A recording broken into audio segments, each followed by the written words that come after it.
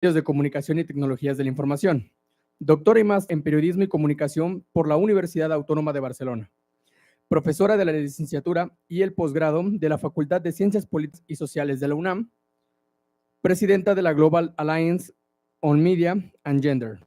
Forma parte del Consejo Directivo de Conectadas.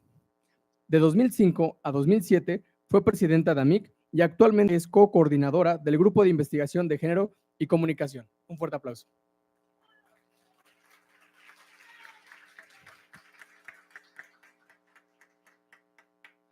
Doctora Ruth Dávila, doctora en Ciencias Políticas y Sociales por la Facultad de Ciencias Políticas y Sociales de la Universidad Nacional Autónoma de México, maestra en Estudios en Relaciones Internacionales y licenciada en Comunicación y Periodismo por la UNAM. Miembro del Sistema Nacional de Investigadores del CONACYT Nivel 1. Entre 2004 y 2015, fue docente en la Facultad de Estudios Superiores Aragón de la UNAM. Ha impartido clases en la UPB del IPN y el Instituto Michoacano de Ciencias de la Educación. Actualmente es directora de la División de Estudios Multidisciplinarios del Centro de Investigación y Docencia Económicas, CIDE. Un fuerte aplauso.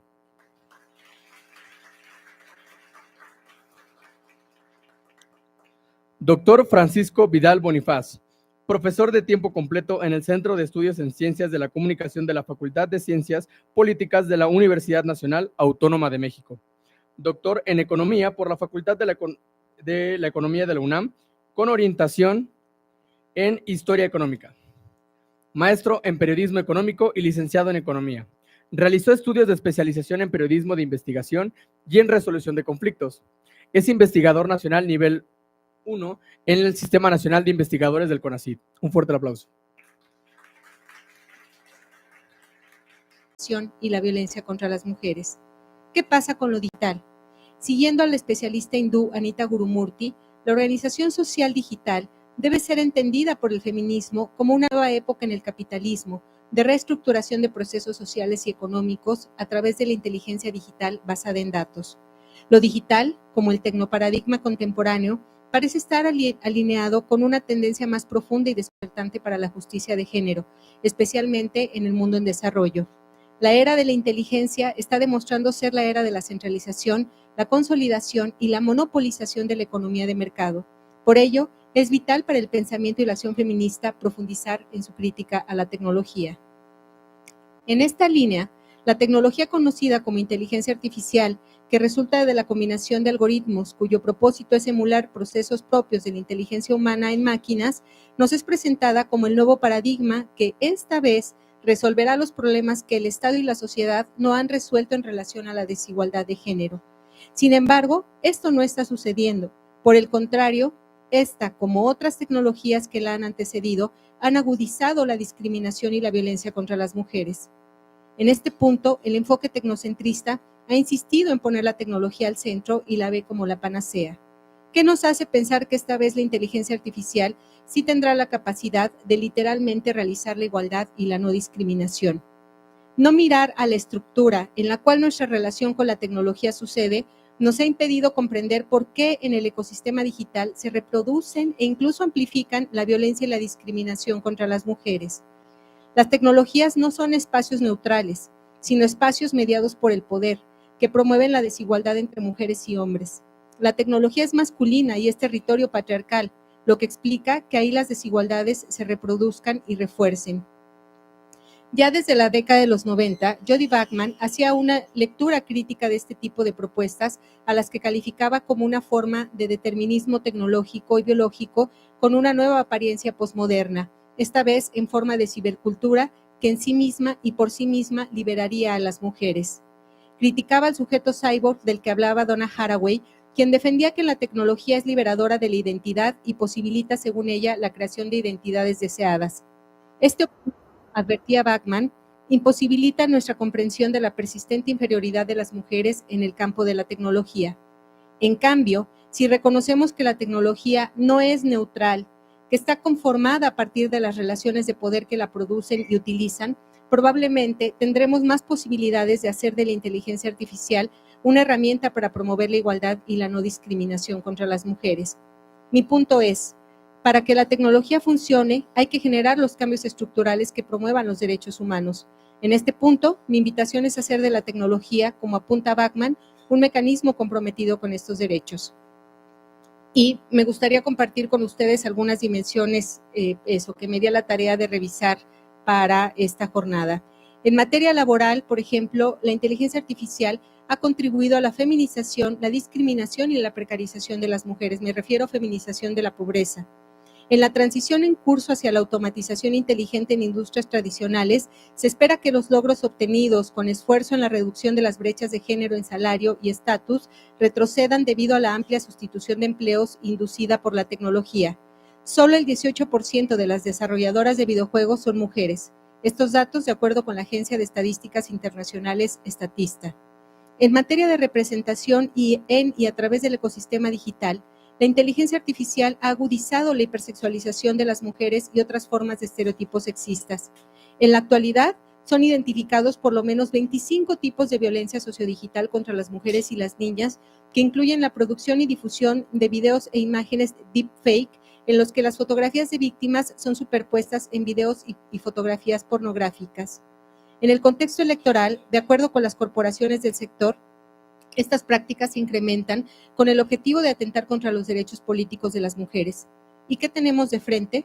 Una precarización del sistema de procuración de justicia, que no solo no tiene perspectiva de género ni de derechos humanos, sino tampoco en violencia digital, ni tampoco la garantía de recursos humanos y financieros para la operación de las policías cibernéticas. Y aquí debo decir, México, por ejemplo, es el segundo país productor de pornografía infantil. Asociado a la violencia relacionada con videos deepfake, en Corea del Sur, miles de niñas y adolescentes recientemente fueron víctimas de estas prácticas por parte de adolescentes, la mayoría de ellos incluso familiares. Este material audiovisual está siendo difundido a través de Telegram, comprometiendo a las propias víctimas, pero también a las mujeres que denunciaron la existencia de estos chats. Al mismo tiempo, como lo denuncia Daniel Esquivel, la Unión Europea está promoviendo la producción de material erótico por parte de adolescentes. Otra dimensión es la relacionada con el hecho de que la inteligencia artificial ha agudizado el uso del cuerpo de las mujeres como generador de datos. Tal es el caso de las APPs de ciclos menstruales en China, cuya enorme cantidad de información permite al gobierno de ese país saber qué mujeres están en edad fértil y tomar acción incluso legal en contra de las que no quieren ser madres o abortan. En este punto, Anita Gurumurti nos alerta sobre el caso de mujeres en ese país a quienes se les envía a campos de reeducación. Otra dimensión relacionada con la marginación de mujeres en áreas STEM, es decir, ciencia, tecnología, ingeniería y matemáticas. Para 2050, de acuerdo con ONU Mujeres, el 75% de los trabajos estará relacionado con estas áreas. Sin embargo, hoy las mujeres ocupan apenas el 22% de los puestos en el área de inteligencia artificial. Otra dimensión está relacionada con la vigilancia de la ciudadanía de las mujeres. La vigilancia estatal masiva y dirigida tiene profundas implicaciones para las experiencias de ciudadanía de las mujeres. Gracias a la red de vigilancia digital que el Estado chino ha construido en colaboración con más de 1,000 empresas de inteligencia artificial, el comportamiento de las mujeres en las redes sociales es rastreado, lo que constituye una flagrante violación de sus derechos. Otra es la agudización de la brecha digital de género, donde gobiernos como el mexicano no han incorporado una política integral de acceso universal a Internet que incluye alfabetización digital con perspectiva de género. Advertía recientemente el especialista Salma Jalife que no hay una política nacional de diagnóstico de brecha digital. En 2018 hubo una iniciativa, pero no fue consolidada por las autoridades. Y finalmente, otra dimensión preocupante está relacionada con la falta de datos. Sabemos que una política es efectiva si contamos con los datos que nos demuestran las dimensiones de un problema, pero en países como México asistimos a un desmantelamiento de organismos como el INEGI, que durante por lo menos una década nos permitió documentar la desigualdad y atajarla mediante el desarrollo de políticas públicas y mecanismos institucionales informados. Como hemos dicho ante la Comisión para el Estatus Jurídico y Social de la Mujer de Naciones Unidas, sin datos, las mujeres son invisibles.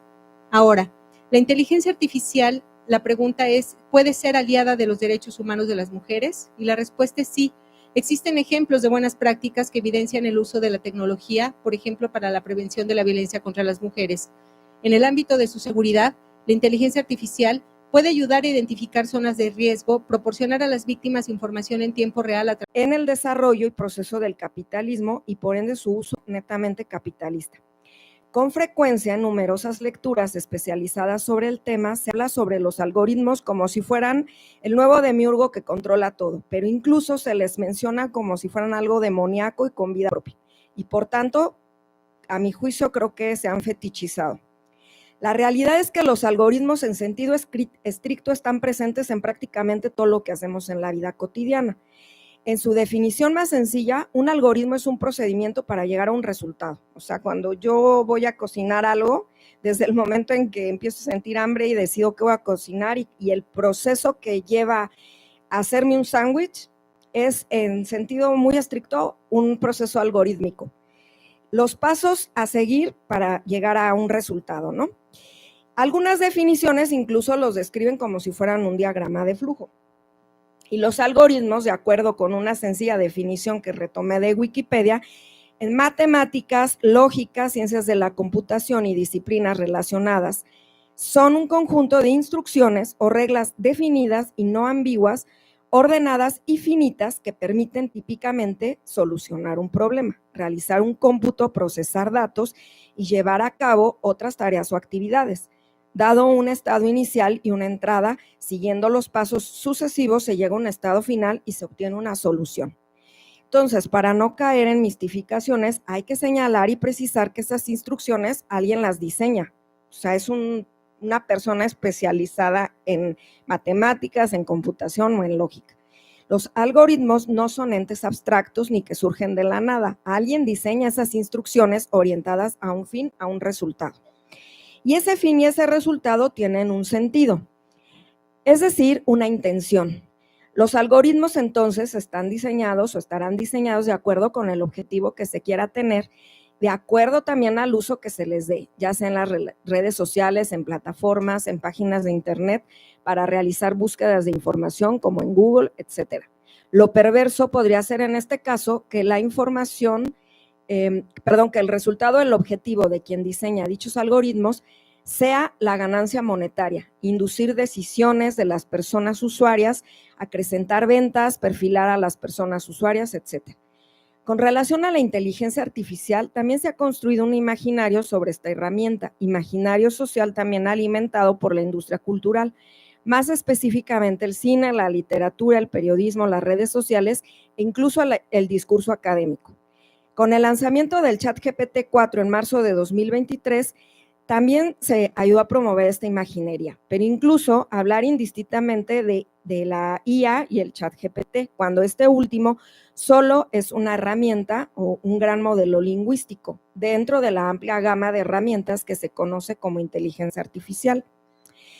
Este fenómeno pues no es novedoso. Penrose explica que uno de los primeros dispositivos de IA fue la tortuga de W. Gray Walter, construida a comienzos de los años 50, que se movía por el suelo hasta que sus baterías estaban bajas, entonces iba al enchufe más próximo, se conectaba y recargaba sus baterías. Una vez restablecida, se desconectaba por sí misma y volvía a sus aventuras por el suelo. Desde entonces se han construido muchos objetos similares. Señala que las computadoras que juegan ajedrez como el Deep Blue proporcionan los mejores ejemplos de máquinas que poseen lo que podría ser considerado como, entre comillas, conducta inteligente. Algunas definiciones de la inteligencia artificial señalan que se trata del uso de dispositivos de computación para el procesamiento de volúmenes de información que da como resultado un razonamiento o un comportamiento que simula al ser humano. Se identifican dos dimensiones: algorítmica, o sea, que se refiere a lo mecanizado y sistematizado, y la mejora del algoritmo original, o sea, la creatividad humana, semejanza a esta, ¿no? Que después de que se le da información, pues la va mejorando, ¿no? Por su parte, Roger Penrose menciona que los objetivos de la IA son imitar por medio de máquinas normalmente electrónicas tantas actividades mentales como sea posible y quizá llegar a mejorar las que llevan a cabo los seres humanos. El interés por los resultados de la inteligencia artificial procede al menos de cuatro direcciones: la robótica o la automatización en la industria, la comercial, la psicología y la filosofía, en espera de que la IA pudiera decir algo nuevo sobre el concepto mente. Un planteamiento central de Roger Penrose, un matemático, premio Nobel de Física, es que desde el campo de las matemáticas y la física hasta ahora, bueno, en el tiempo en que desarrolló esta obra que se llama La mente nueva del emperador en 2002, era imposible prever si la IA tendrá conciencia y si las máquinas podrán efectivamente hacer lo que hasta ahora solo se limita a la especie humana, que es pensar. Entonces, bueno, en su obra ya citada, busca explicar estas cuestiones a partir de las leyes de la física. La definición de la Comisión Europea señala que la inteligencia artificial es un conjunto de sistemas de software y de hardware diseñados por humanos que, dado un objetivo completo, actúan en la dimensión física y digital. Comprenden su entorno mediante la captura de datos, los interpretan, bien sea de forma estructurada o desestructurada, razonan y crean conocimiento, procesan la información derivada de los datos capturados y deciden cuáles son las mejores acciones para conseguir el objeto indicado. La Comisión Mundial de Ética del Conocimiento Científico y la Tecnología, el COMES de la UNESCO, en 2019 definió a la IA como producción tecnológica que involucra dispositivos con habilidades para copiar o reproducir funciones propias de la inteligencia humana, como el aprendizaje, el razonamiento, la solución de problemas, la interacción lingüística e incluso la producción de trabajos creativos y arte. Bueno, en estas definiciones sitúan más que nada a la inteligencia artificial como una herramienta producto del desarrollo tecnológico y la innovación que va a tener funciones propias de la inteligencia humana, sus diferentes usos, y también es importante destacar lo que señala Penrose, que desde las matemáticas y la física aún no hay posibilidad de prever que las máquinas llegarán a tener una conciencia y hacer lo que solo se limita a las personas, que es pensar, ¿no? O tener pensamiento abstracto. Son capaces de solucionar problemas, sí, pero porque están diseñadas para hacerlo. Los algoritmos diseñados para ello les dan la posibilidad de buscar atajos, pero no sin sesgos de todo orden, puesto que esos algoritmos alguien los diseña y en su mayoría, como lo mencionó los datos la doctora Aimé sobre las áreas STEM, predominan hombres en esas áreas y hombres blancos además, ¿no? Que tienen además un cierto estatus socioeconómico y demás, entonces por eso pues, hay un montón de sesgos. También hay amplitud de estudios que describen también los sesgos, pero también los dilemas éticos y morales. Desde el enfoque de la economía política, de la comunicación, la información y la cultura, que se enfoca en el análisis del desarrollo actual del modo de producción capitalista, donde se otorga una dimensión central a la información y la cultura, pues también se busca hacer como un análisis, ¿no? de qué lugar está ocupando estos desarrollos en este momento actual del capitalismo. Entonces, habría que rescatar y destacar la problemática de la tecnología y por ende de la inteligencia artificial desde una reflexión de las determinaciones capitales, de forma metafórica, la organización maquinizada del trabajo, que no es trabajo individual, sino colectivo, totalmente social. Contiene valor y aumenta el plusvalor. Se manifiesta una medición del aumento de la productividad que se presenta como exterior al trabajo vivo e independiente del mismo, capaz de producción de valor. Y las máquinas como herramientas de trabajo y en última instancia la automatización invisibilizan al trabajador como productor de valor. Las fuerzas del trabajo son oscurecidas tras una nueva fuerza productiva, la de la máquina, lo mistifican, y que creo que ahí pues es lo que está ocurriendo con la inteligencia artificial y con toda esta imaginería alrededor de ella, y que aquí retomo lo que dice Chomsky sobre la inteligencia artificial, donde él señala que esta es una gran máquina de plagio. Estas herramientas son también una expresión de trabajo objetivado y en esa tesitura cabe preguntarse si efectivamente el desarrollo de esta forma de tecnología y de la automatización tendrán por resultado la emancipación del trabajo y si lo volverán o no prescindible. También como plantea propio Marx, que la división del trabajo mecaniza el trabajo y en ese sentido habría que preguntarse cómo se va a modificar esta división del trabajo y también, por supuesto, abonando a lo que decía la profesora Aimé, ahí cómo queda el trabajo, por ejemplo, cómo se feminiza este tipo de trabajos, cada vez a lo mejor van a estar en el extremo del trabajo menos hiper especializado, sino en el más, pues el de nada más estar pasando las cajas en las bodegas de Amazon, ¿no? Gracias.